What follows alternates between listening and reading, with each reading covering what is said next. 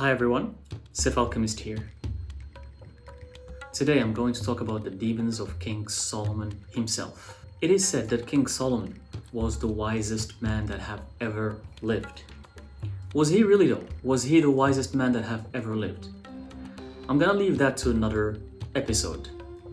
But for now, let's consider that he's the wisest man that have ever lived. It is said that King Solomon was given from God all the riches and the treasures of the world. However, one thing that a lot of people forget to mention is that he had to ask God first for these riches, for these treasures. He had to ask first. It wasn't just given to him, he had to ask for it.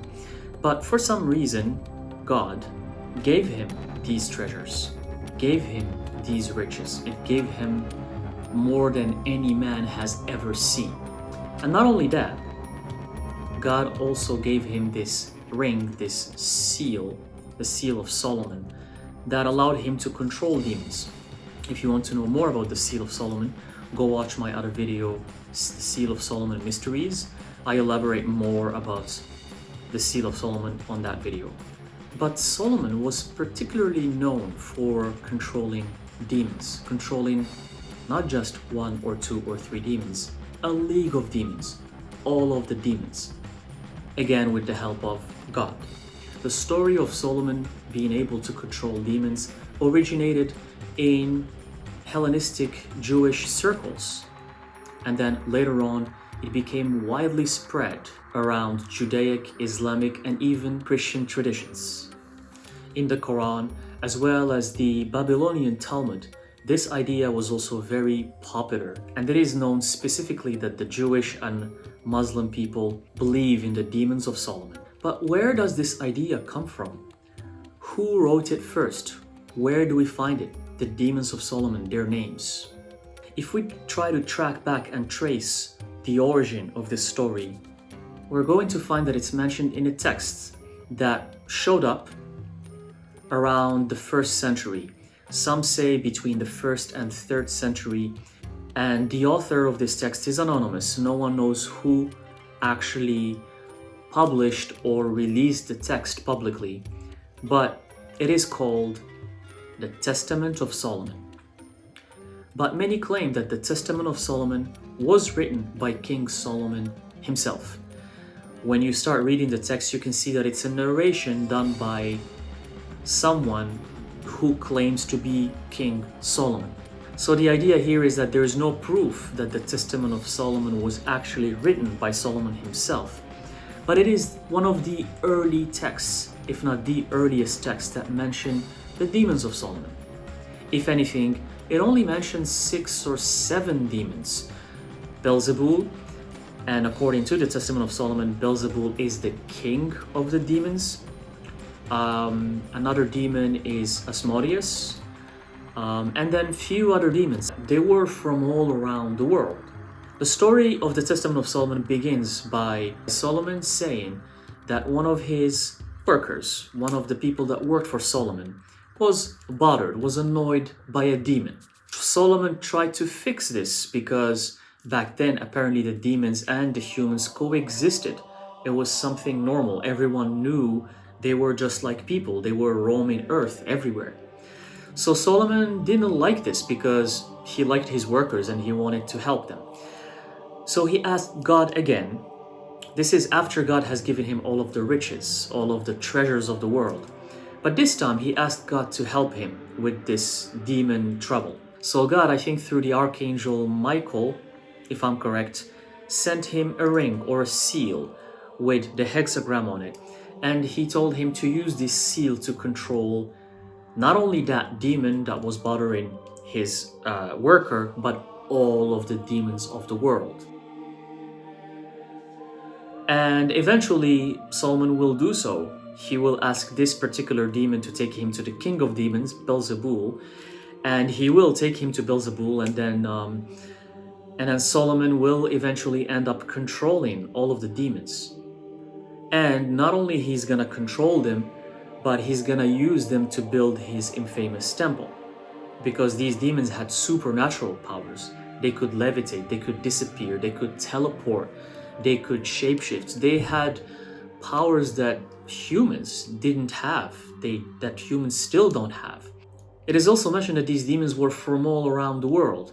Just shortly before the completion of the whole temple, there was this huge cornerstone, there's this rock, this huge cornerstone that even the demons themselves didn't know how to put up. It had to be elevated and just put it in a way that no one knew how to do it.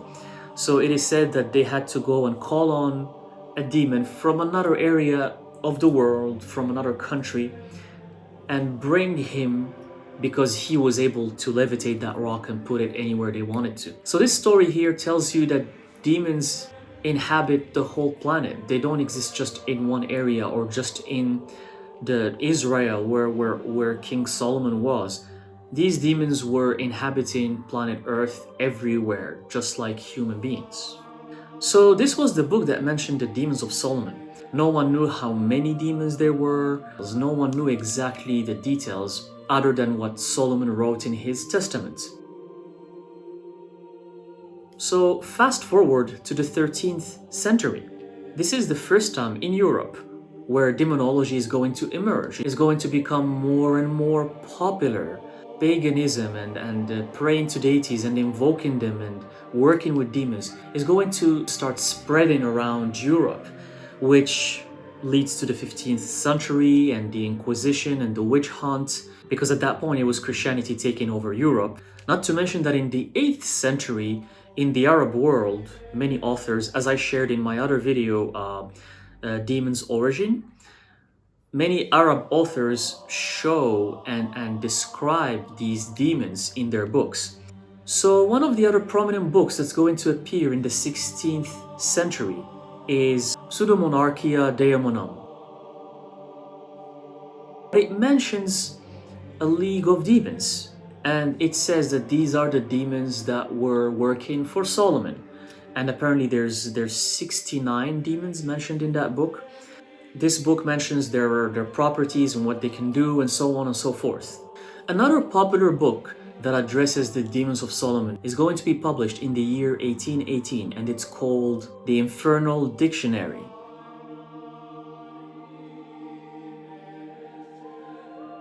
It has the description of the demons of Solomon in a certain hierarchy, what they do, their powers, their names. So around this time in Europe, many people were just copying information about these demons of Solomon and publishing their own books, or they would change the names sometimes. Even the names of the demons sometimes are misused. For example, Baal, Belial, Beelzebub, Beelzebul, and he has other names as well. So it seems like a lot of authors were obsessed with this information, but they were just making their own version and publishing their own version as they pleased.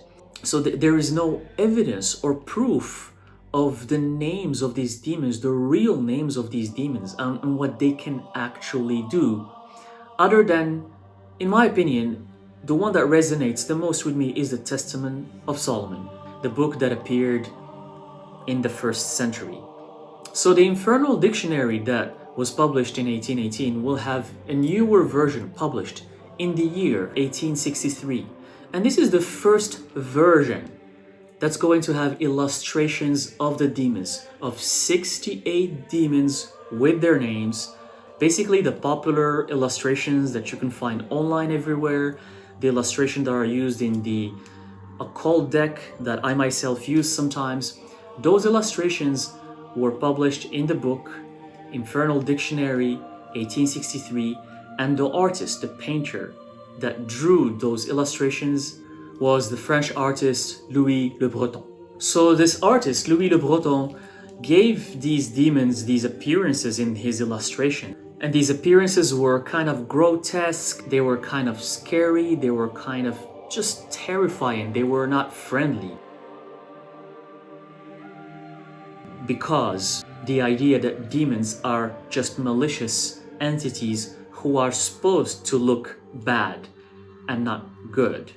And from that point in time, we're going to fast forward to the most recent book about the demons of Solomon, which is the most popular book probably that most of you know, that many people know around the world nowadays, which is the Lesser Key of Solomon, also known as the Lemegeton. It was published in the 17th century, and it lists 72 demons this time, not 68. And in the Lesser Key of Solomon, for the first time, we see the sigils of the demons.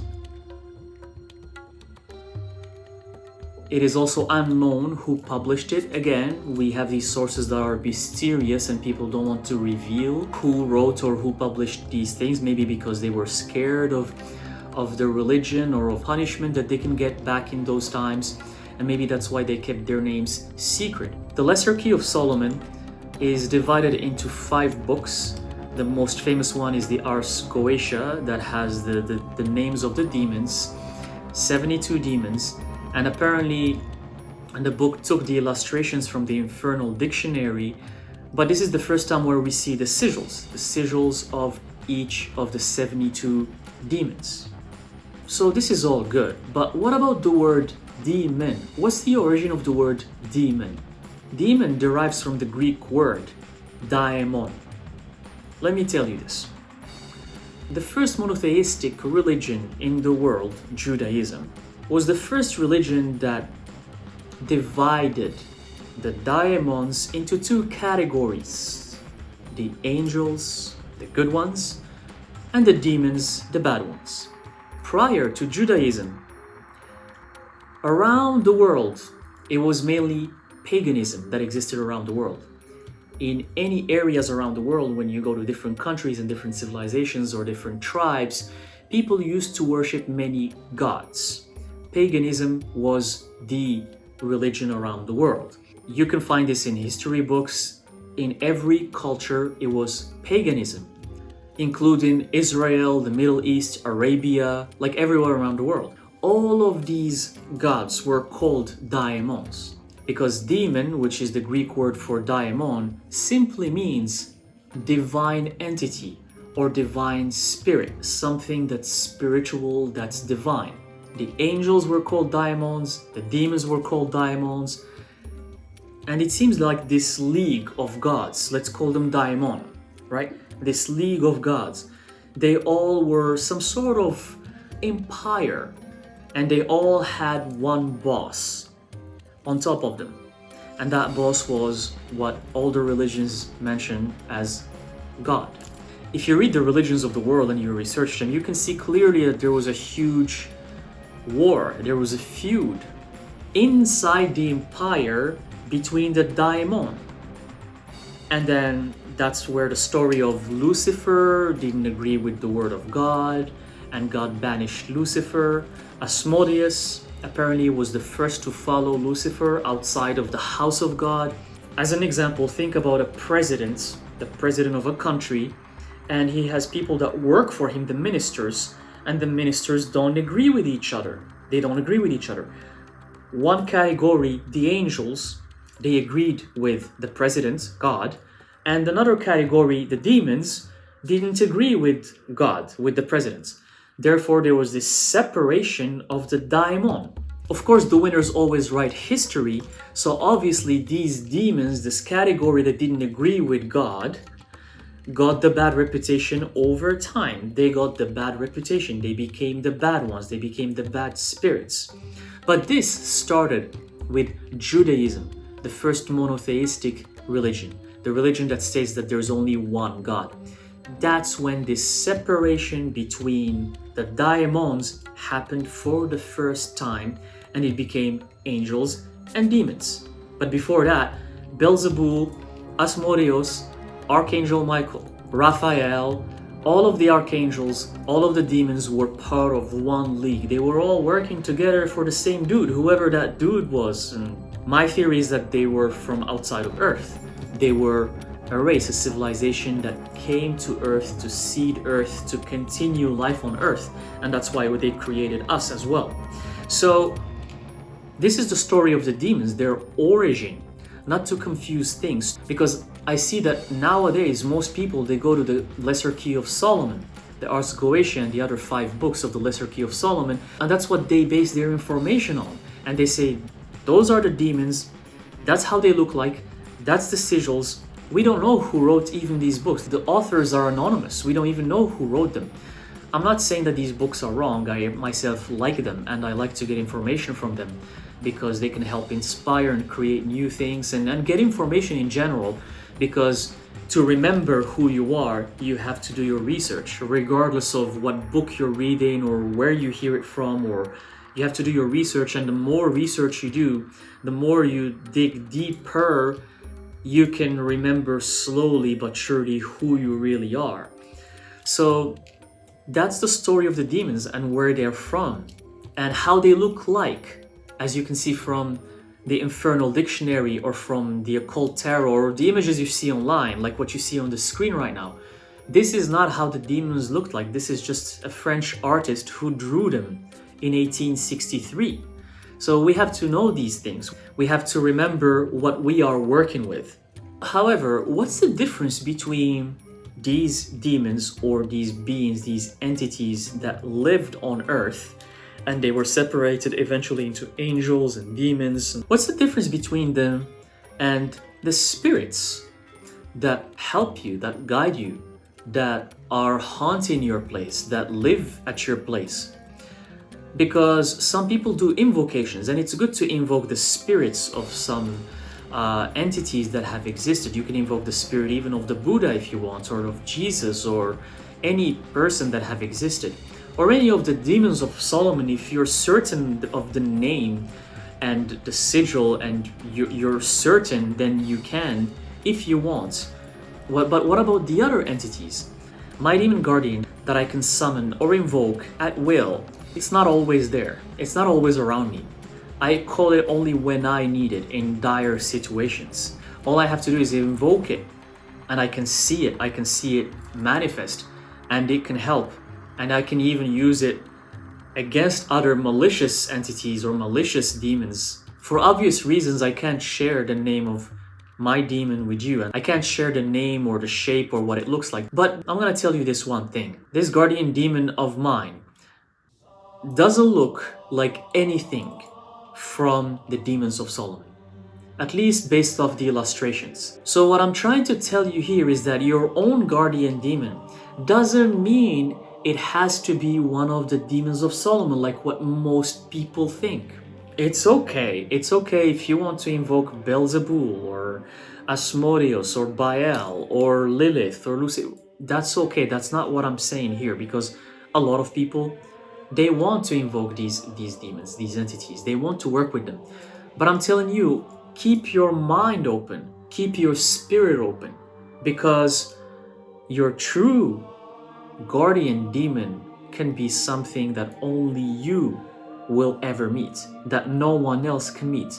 And it can look very different. It can appear so differently from what these books describe. And it can have powers that these books have never described.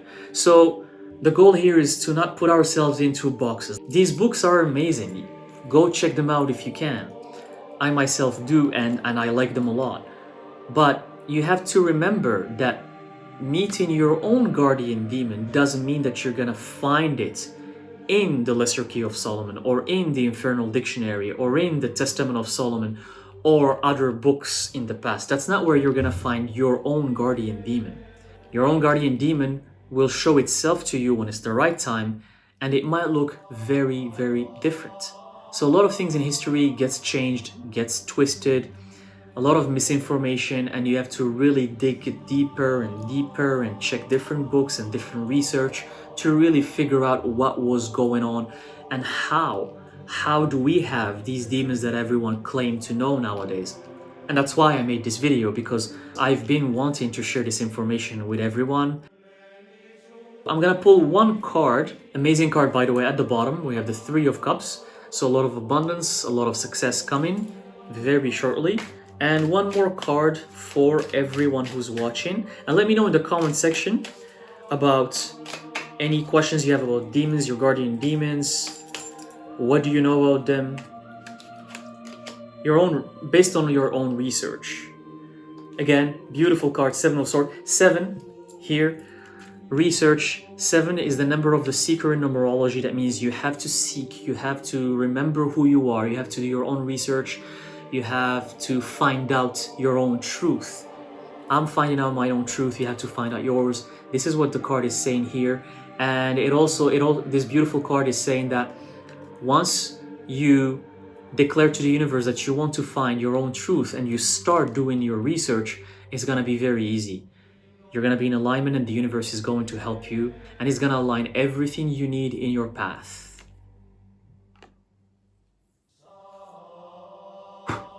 I hope this information was helpful and I'll see you in the next video.